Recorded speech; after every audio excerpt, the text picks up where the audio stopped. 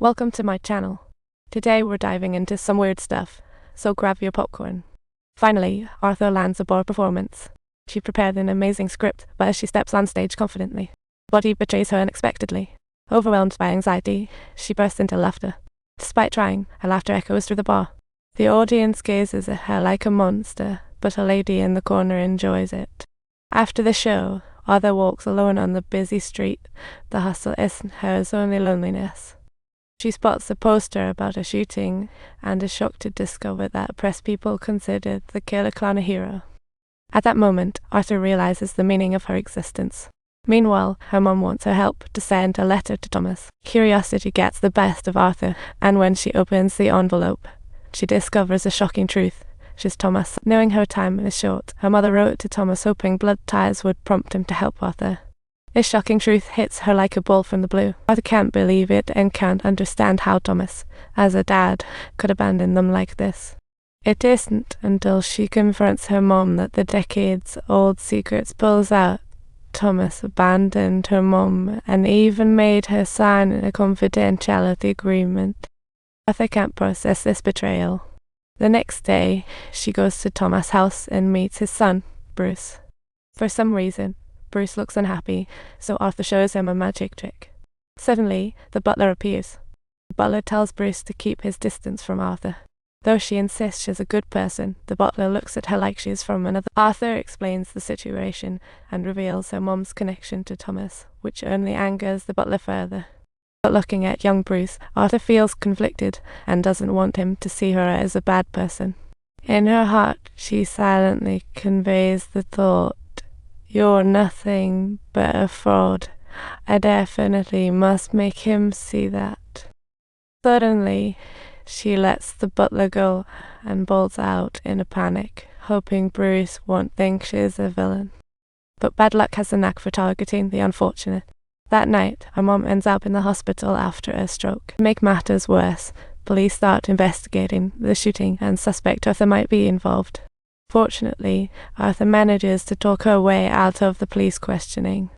Back in the room, Arthur watches Mauricio with his mom, finding Maury used her bar act as a joke. Arthur's admiration for Maury turns to rage. Does being famous give him a free pass to mock the dreams of others?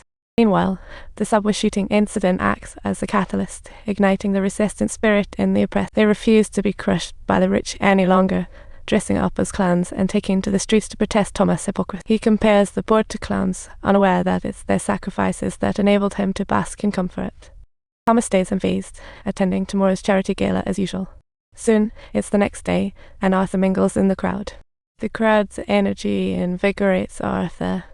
Once the outcast, she no longer feels alone. She is now aligned with countless others. "You're Thomas. I've never talked to him. What do you want?" "Money." "I have none. Doesn't she ever tell you?" "What did your mom tell you about Thomas?" "She was taken while we were working. This is impossible." "Why do you say these things?" "She was taken to August Hospital when you were just a kid." "Why are you saying this?"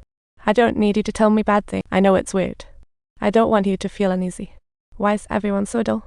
Why do you act like this?" "I just don't want you to do anything. Maybe just a little warmth, or a kiss, and a modicum of normalcy." "What exactly do you want?" "What on earth did you say to my mother? She's gone crazy." "Doesn't that seem strange?" "Dad, it's me here. If you ever touch my son again, I will surely end you." Arthur can't accept this answer. It seems like just another excuse for Thomas to abandon them. Arthur locks herself in the fridge to calm down. After a sleepless night, Maury calls, inviting her as a guest next Thursday. Although Arthur is baffled by how they can mock her and still invite her as a guest, she ultimately agrees. Before the show, Arthur wants to uncover the truth and heads to a hospital. Since Thomas claimed her mother was locked up, she requested 30-year-old records, revealing her mom's delusions and child abuse. The staff can't help but feel pity for Arthur after reading this, and perhaps out of protection, they suddenly change their tune. Claiming no authority to hand over records, Arthur snatches them. She bolts out of there and once she confirms no one is following, Arthur opens the documents with bated breath. After Arthur's mom was arrested, her life seems to spiral, if this is all just in her head. When facing her, Arthur greets, leaving the woman utterly terrified. Turns out, Arthur never had any intimate ties with the woman. It was all in her imagination. Arthur doesn't harm the woman. Instead, she quietly heads back home. She lights up a cigarette, sits on the couch, and laughs uncontrollably.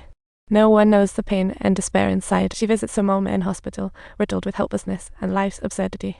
Arthur ends her mother's life. She once believed that her mother was the sole hope for her to keep living. Yet unexpectedly, her mother turned out to be the chief culprit behind her life's tragedy. Perhaps only by putting an end to this can she finally bask in the sunlight once more. If you like the story, like and subscribe. Explore more amazing worlds with me.